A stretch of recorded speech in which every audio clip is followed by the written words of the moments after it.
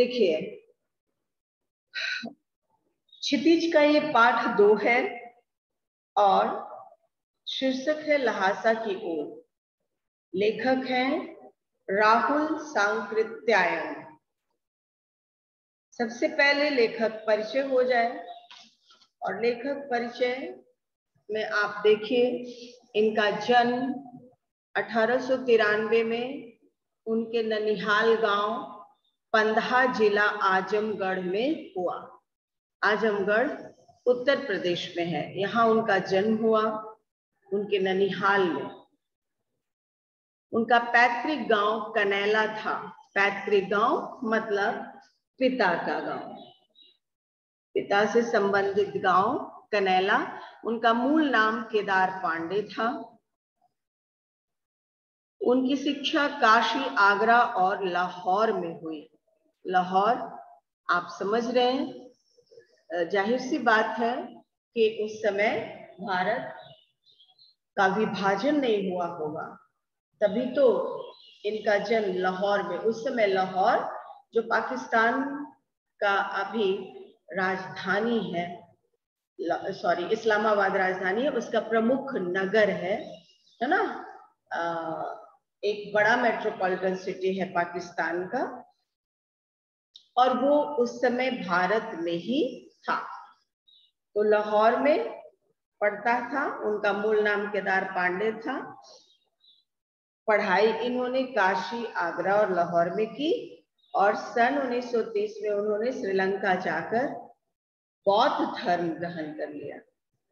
अब सुबह ही आपको पढ़ा रहे थे बौद्ध धर्म के बारे में, ऑफलाइन क्लासेस में आप लोग सुन रहे थे। आप लोगों को कुछ खास पता होता नहीं है, कक्षा में पूछने पर कोई जवाब भी नहीं देते हैं, लेकिन इन्होंने भी बौद्ध धर्म को अपनाया। तब से इनका नाम राहुल सांकृत्यायन हो गया। नाम था इनका क्या, बोलिए? इनका मूल नाम क्या था? केदार पांडे। केदार पांडे। नाम क्या था, बोलो? केदार पांडे। हाँ, और जब ये बौद्ध धर्म ग्रहण कर लिए तब इनका नाम क्या हुआ? राहुल सांकृत्यायन। हाँ, पढ़ो, ठीक से पढ़ो, उच्चारण करो। राहुल सांकृत्यायन। पांडे।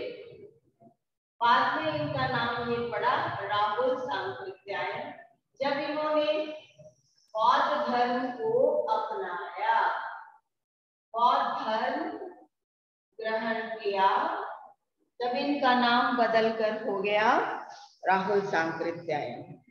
ठीक है, याद रखिएगा। राहुल जी पाली, प्राकृत, अपभ्रंश। अब ये पाली आपको पता है, बौद्धों का जो ग्रंथ है पिटक, बौद्धों का धर्म ग्रंथ का नाम है पिटक, और ये पिटक जो है वो किस भाषा में लिखी गई है? पिटक पाली भाषा में लिखी गई है। अर्थात बुद्धिस्टों की जो भाषा थी, या बौद्ध धर्म के अनुयायियों की जो भाषा है, वो पाली भाषा है। ठीक है। प्राकृत, अपभ्रंश, तिब्बती, चीनी, जापानीज, रूसी सहित अनेक भाषाओं के जानकार थे। बहुत बड़ी बात है बच्चों। ये तुम्हारे क्लास में कोई सूरज कुमार है? अनुष रंजन? Yes ma'am. हाँ, यस मैम है। यस मैम है। अच्छा, ठीक है। यहाँ पे देखो,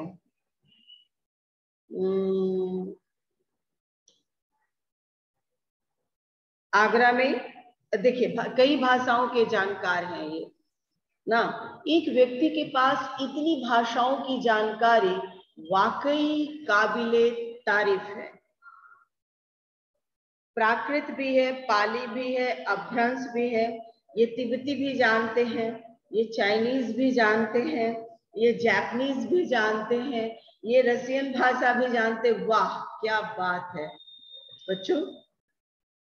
हम और आप अंग्रेजी और हिंदी ही जानकर खुद को बहुत बड़े जानकार समझ रहे हैं, इतने बड़े ज्ञाता, इतनी भाषाओं के जानकार, और जो जितनी भाषाओं का जानकार होगा उसकी दुनिया को और देश को समझने की क्षमता उतनी ही अधिक होती है, क्योंकि उनकी भाषा जो ये जान रहे हैं, जिसकी भाषा आप समझने लगिएगा उसके सारे सांस्कृतिक और सामाजिक जितनी भी बातें होंगी वो सब आप समझने लगिएगा। उन्हें महापंडित कहा जाता था, सही बात है, जो इतनी भाषाओं के जानकार हों उनको महापंडित तो कहना ही चाहिए। सन 1963 में उनका देहांत हो गया। राहुल सांकृत्यायन ने उपन्यास, कहानी, आत्मकथा, यात्रावृत्त, जीवनी, आलोचना, शोध आदि अनेक विधाओं में साहित्य सृजन किया, है ना। अब इतने भाषाओं के जानकार व्यक्ति, इन्होंने आत्मकथा भी लिखी है, कहानी भी लिखी है, उपन्यास भी लिखे हैं, यात्रा वृत्तांत भी लिखे हैं और जीवनी भी लिखे हैं। कहिए कि क्या नहीं लिखे हैं, सब कुछ लिखे हैं, है ना। गद्य शैली में इन्होंने सब कुछ लिखा है। तो इनका देहांत कब होता है? 1963 में, 1963 में इनका देहांत हो जाता है। अब देखिए, इन्होंने अनेक ग्रंथों का हिंदी में अनुवाद भी किया। जब कोई व्यक्ति इतनी भाषाओं का जानकार होता है तो जाहिर सी बात है कि वो ट्रांसलेट भी दूसरे दूसरे भाषाओं में करने में सक्षम होगा। तो इन्होंने कई ग्रंथों का हिंदी में अनुवाद भी किया है, आलोचना भी की है। मेरी जीवन यात्रा 6 भागों में है। फिर दूसरा है दर्शन दिग्दर्शन, 22वीं सदी, बोलगा से गंगा, भागो नहीं दुनिया को बदलो, दिमागी गुलामी, भुमक्कड़ शास्त्र इनकी प्रमुख कृतियां हैं। साहित्य के अलावा दर्शन, राजनीति, धर्म, इतिहास, विज्ञान आदि विभिन्न विषयों पर राहुल जी द्वारा रचित पुस्तकों की संख्या लगभग 150 है। जरा सब अपना वीडियो खोलिए तो बच्चों, देखिए रिकॉर्डिंग आपका हो रहा है और रिकॉर्डिंग में आप लोग का वीडियो ओपन देखना चाहते हैं सर, तो आप लोग वीडियो खोल के बैठिए, कोई दिक्कत नहीं है ना।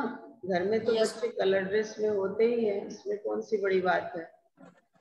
ठीक है, महक और प्रियांशी, महक और प्रियांशी, दो 4 बच्चे तो हो ही, है ना। वीडियो खोलो, तुम लोग भी आओगे, वीडियो में लोड होता है, अपलोड देखोगे, अपना चेहरा अच्छा लगेगा, है ना। सब कोई जानेगा कि अनुष रंजन इतना स्मार्ट दिखता है। तो वीडियो खोलना बहुत जरूरी है और अलर्ट होकर और बहुत कॉन्शियसली कंसंट्रेशन को बनाकर पढ़ता है ना। चलिए, तो हम यहाँ क्या देखते हैं बच्चों कि इन्होंने अनेक ग्रंथों का हिंदी में अनुवाद भी किया है और बहुत सारे उपन्यासों का इन्होंने सृजन भी किया है। आत्मकथा है, उपन्यास है, 22वीं सदी, बोलगा से गंगा, भागो नहीं दुनिया को बदलो, दिमागी गुलामी, घुमक्कड़ शास्त्र, है ना। ये सारी इनकी प्रमुख रचनाएं हैं। अब देखिए, लगभग 150 है, 150। सोचिए अपने लाइफ में कितना लिखे होंगे ये। राहुल जी ने बहुत सी लुप्तप्राय सामग्री का उद्धार कर अत्यंत महत्वपूर्ण कार्य किया है। लुप्तप्राय दैट मीन्स जो एक्सटिंक्ट होने के कगार पे हो, जो खत्म होने के कगार पर हो, उसको लुप्तप्राय कहते हैं, है ना। उसका भी इन्होंने उद्धार किया है। यात्रावृत्त लेखन में राहुल जी का स्थान अन्यतम है। यात्रा लिखने में दैट मीन्स किसी जगह की इन्होंने यात्रा की है और अपने यात्रा का वृत्तांत लिखने में ये बेजोड़ है। उन्होंने घुमक्कड़ी शास्त्र रचा और उससे होने वाले लाभों का विस्तार से वर्णन करते हुए मंजिल के स्थान पर यात्रा को ही घुमक्कड़ का उद्देश्य बताया। देखिए बहुत बड़ी बात है, घुमक्कड़ी शास्त्र रचा। ये कौन सा शास्त्र है? अब आपके दिमाग में आता होगा भैया ये कौन सी बला है। आप कबीरदास जी को लीजिए, राहुल सांकृत्यायन जी को लीजिए, और एक दो कवि होंगे आपकी ही पुस्तक से संबंधित, बहुत दूर नहीं जाइए। ये लोगों की प्रवृत्ति थी, आदत थी, एक जगह से दूसरे जगह घूमते रहना, एक क्षेत्र से दूसरे क्षेत्र में रहना, एक जगह 4 महीना, दूसरे जगह 4 महीना, और वहाँ का आबो हवा, वहाँ की सामाजिक, सांस्कृतिक, आर्थिक, बोली, भाषा से परिचित होते हैं। उसके बाद फिर कहीं और घूमने निकलते हैं। ऐसे करके पूरा भारत घूमते रहते हैं, यहाँ तक कि विदेशों का भी भ्रमण करते हैं। अब आप सोच के देखिए कि अगर कोई व्यक्ति यायावरी प्रवृत्ति का हो, घुमक्कड़ प्रवृत्ति का हो, तो वो कई भाषाओं को यूं ही सीख जाता है वहां रहते रहते। दूसरी बात, जैसे देखिए आपको अगर कलकत्ता में बैठा दिया जाए कोई कोर्स करने के लिए, पढ़ाई करने के लिए, इंजीनियरिंग है, डॉक्टरी है, आप कलकत्ता से पढ़ने लगिए, जाहिर सी बात है कि साल 2 साल में आप रसगुल्ला को रोसोगुल्ला बोलने लगिएगा। बोलिएगा कि नहीं? रसगुल्ला जो बोलते हैं गया में, वो कोलकाता में रोसोगुल्ला बोला जाता है। ओ की मात्रा बोली में आ जाती है, टोन में आ जाता है। तो जाहिर सी बात है कि अगर हम कहीं पे 5 साल 4 साल के लिए हैं तो वहां की बोली को हम कैच करेंगे, तो फिर हम भाषा के डिक्टेटर हो ही जाएंगे। दूसरी बात, हम वहां के कल्चर से भी वाकिफ हो जाते हैं। तो इस तरह से इस टाइप के जो हमारे साहित्यकार हुए हैं, लेखक हुए हैं, वो घूमने के कारण एक स्थान से दूसरे स्थान घूमने की जो प्रवृत्ति है, इसी को घुमक्कड़ी प्रवृत्ति कहा जाता है। आगे देखिए,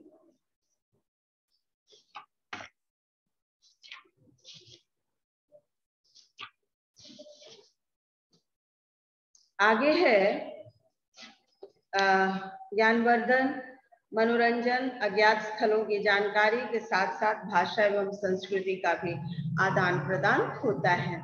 अगर हम किसी से कुछ सीख रहे हैं तो हम भी अपनी भाषा, अपनी सभ्यता, अपनी संस्कृति के बारे में उसे बताते हैं। विचारों के आदान प्रदान तो दोनों तरफ से होते हैं ना, ऐसा थोड़ी होता है कि कोई एक तरफा बोल रहा है और हम उसका अनुकरण कर रहे हैं, ऐसा नहीं होता है। हम भी अपना आदान प्रदान करते हैं, अपनी आदतों को, अपनी भाषाओं को, अपने कल्चर को, है ना।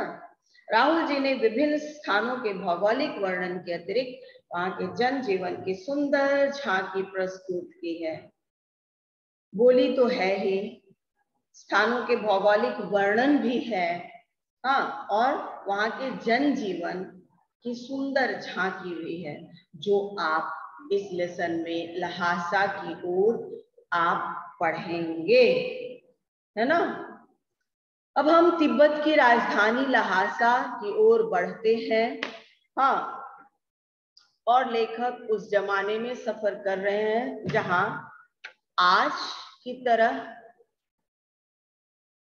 फैसिलिटीज नहीं है।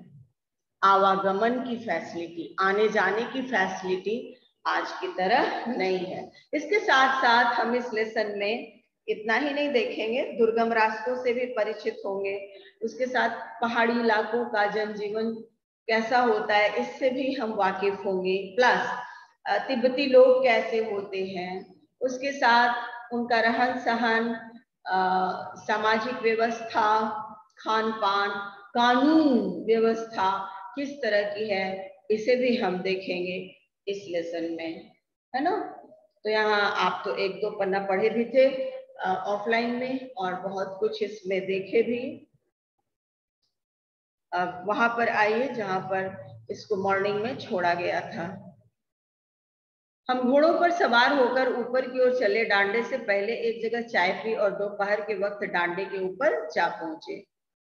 हम समुद्र तल से 17-18 हजार, पेज नंबर 27 निकालिए। ठीक है मैम, ये हो गया था। हो गया था मैम 28 से होगा मैम। हाँ बोलो बोलो, क्या बोलना चाह रहे हो? मैम पेज नंबर 28 से हाँ, 27 ये हो भी गया। हो गया था। चाय यस मैम। छुपा हुआ था। Famous dish ma'am. Yes ma'am. चलो तो तुमने, हाँ आगे बताओ। यहाँ पहुंचे थे हम लोग। बोधगया से लाए कपड़े के खत्म हो जाने पर किसी कपड़े से बोधगया का गंडा बना लेते थे। सुबह आप लोगों को बताया गया यस कि गंडा कितने को कहा जाता है ना? 20 कपड़े की पतली पतली चीरी बत्तियों के गंडे खत्म नहीं हो सकते थे, क्योंकि बोधगया से लाए कपड़े के खत्म हो जाने पर किसी कपड़े से बोधगया का गंडा बना लेते थे। वो अपने यजमानों के पास जाना चाहते थे। मैंने सोचा यह तो हफ्ता भर उधर ही लगा देंगे। मैंने उनसे कहा कि जिस गांव में ठहरना हो उसमें भले ही गंडे बांट दो, मगर आसपास के गांव में मत जाओ। इसके लिए मैं तुम्हें लहासा पहुंचकर रुपए दे दूंगा। सुमति ने स्वीकार किया। सुमति लेखक का अभिन्न मित्र है ना, जो यस मैम। रास्ते का साथी भी है। सुमति यद्यपि थोड़े से भी मोटे कपड़े से सिर को ढक ले तो गर्मी खत्म हो जाती है। थोड़ा सा और ऊपर चलते हैं। सुमति ने स्वीकार किया। दूसरे दिन हमने भरिया ढूंढने की कोशिश की, लेकिन कोई न मिला। भरिया समझते हैं? जो ऊंचाई पर सामानों को ले जाए, भार को ढोने वाला भरिया, है ना?